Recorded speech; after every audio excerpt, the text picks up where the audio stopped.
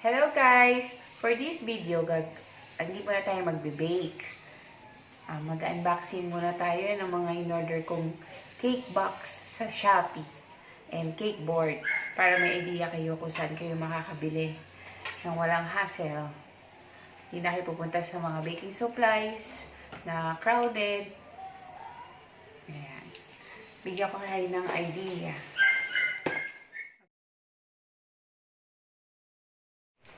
Yan, in-order ko po ay 12x5 na box, cake box and cupcake box na by 12s. Dumating siya siguro within a week. Yan. Naka-sealed siya, super sealed. Maganda yung packaging ng seller para hindi siya ma-deform. Yan, excited na ako guys. Tignan ko yung texture niya, tsaka yung quality.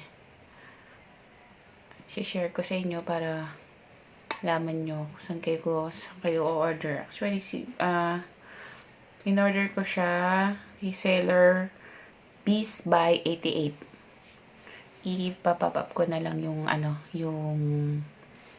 or screenshot ko yung name niya sa Shopee. Yan. Ayan, excited na ako makita yung laman. Siyempre tayo mga baker. Pag may box, may cake.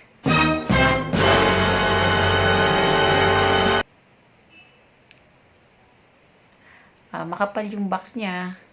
Daming tape. Well sealed. And may bubble wrap pa. Para hindi siya ma-deform. Medyo mahirap tanggalin. Careful. Kasi baka makat nyo yung pinaka-box. Masira.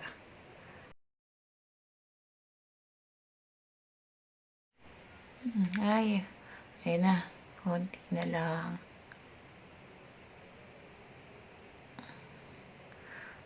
Ay, ang ganda ng cupcake box. White na white. And may window. Oy, ang ganda rin ng cake box na 12x5. Gray siya na may window. At ang puti ng kanyang box. Ayan. Teka. Baka masira. Dahan-dahan. Ito guys, binili ko siya ng 257 for 10 pieces. Bali, pumapatak siya ng 25.70 each. Pwede na, mura na. Makinis siya, maganda. Ayan, makinis yung texture niya. Yayamanin.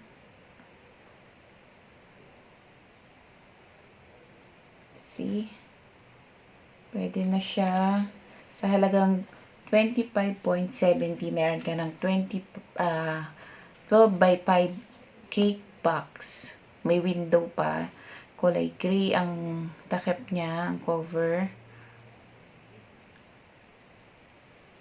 Ang seller niya ay si Peace by 88. And, order ulit ako dito sa seller na to kasi maganda yung item niya. And now the cupcake box by 12, 10 pieces lang din yung in-order ko. 197 for 10 pieces. 19.70 each. So 197 pesos and 257 plus shipping fee na 45 pesos. Binayaran ko lang lahat sila ng 499. Ay, pre-fold pala ito. Wala sa description ng seller, pero maganda. Yayamanin. Yayamanin na naman. For 19 pesos. bongga na ang ano nyo, ang box nyo. Ayan, try ko siyang i-assemble. Ngayon lang ako nagkaroon ng ganitong box. Kasi sa binibilan ko, hindi ganito. Parang ang dami niyang, ang dami niyang gagawin. Parang mahirap. Pero, sige, teka. Tatry ko. Ayan. Meron pang ganon. Ang daming tutupiin. Okay lang. Maganda naman siya.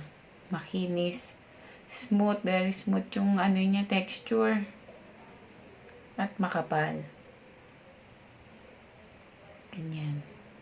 Hindi ko alam kung saan siya isusuot. Kung sa labas o sa loob.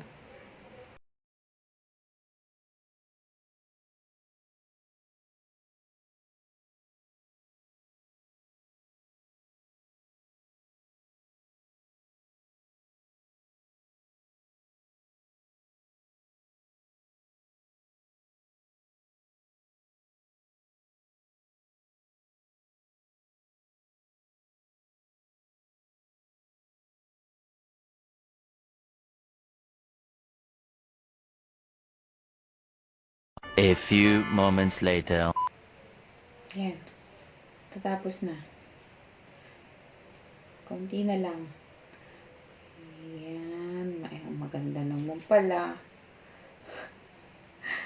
It takes 5 minutes bago ko na-assemble. Ayan. Ika, bibilangin ko siya. Baka kulang. Wala pala akong biniling cupcake holder kasi marami pa akong natira sa dati kong binili. Ayan. Ang ganda, ang laki ng window niya. Kitang-kita yung cupcakes, yung mga designs. Diba? Mas madali namang buksan, madaling isara. Teka, bibilangin ko muna siya kung 10 talaga. 2, 3, 4, 5,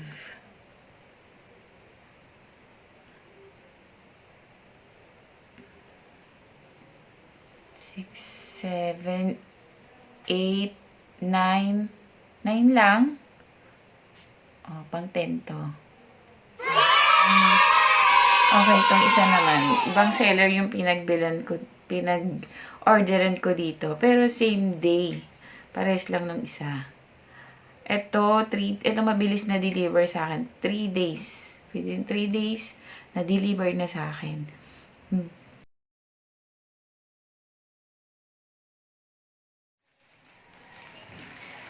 Ito yung 10 by 10 by 5 na in-order ko sa Shopee. 25 pieces for only 415 pesos. Ay, mapatak siya ng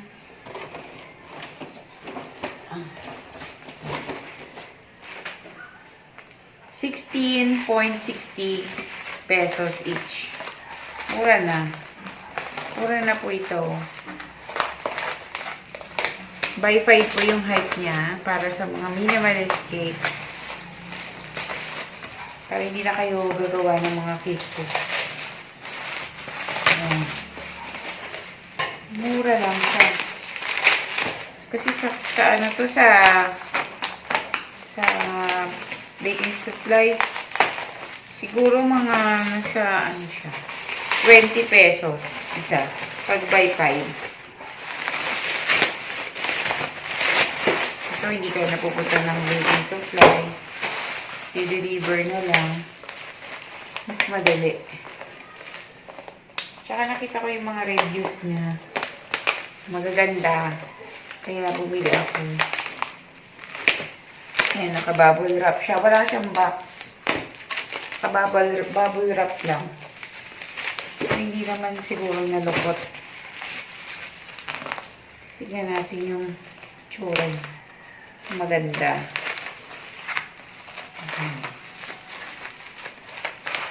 Dahan-dahan lang kasi baka Putol yung box. Makamakat.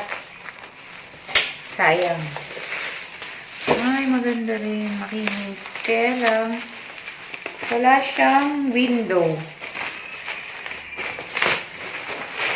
Sabi sa description, may window. Wala po pala. Ito yung takip niya eh. Walang window. Madaya ang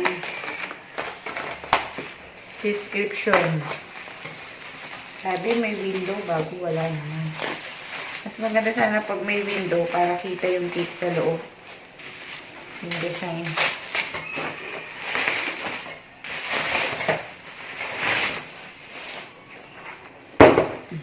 Yan. 10 by 10 by 5. Mataas. Mataas siya. Medyo manipis, pero pwede na. Para pwede sa mga medyo mura-murang cake. Mga muraita. Magkano yan, chef? 16.60 isa. Napatak siya ng 16.60 each. Plus shipping fee, 55 pesos.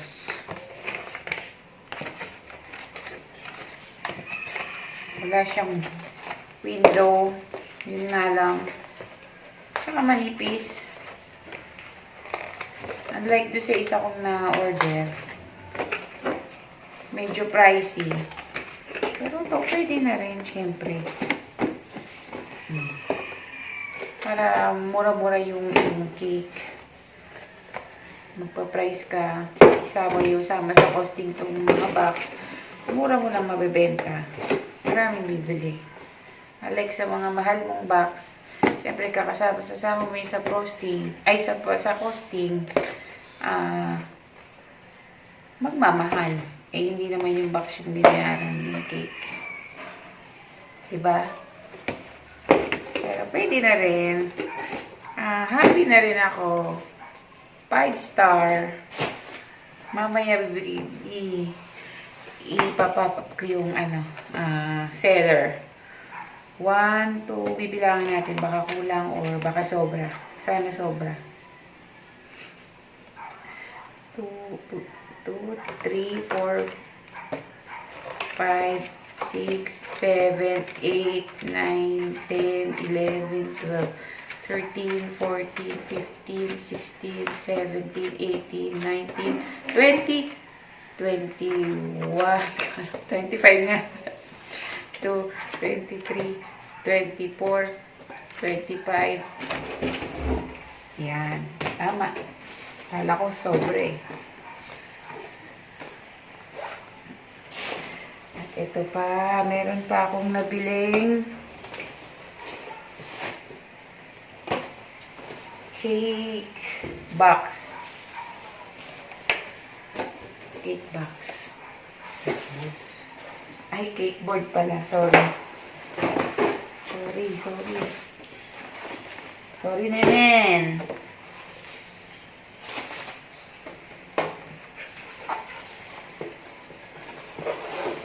Ito yung 12 by 12 na gold cake board. Square gold cake board. Maganda. Social tignan. Makapal. Ito, binuksan ko na to. Matagal na. Matagal ko na siyang na-order. Then,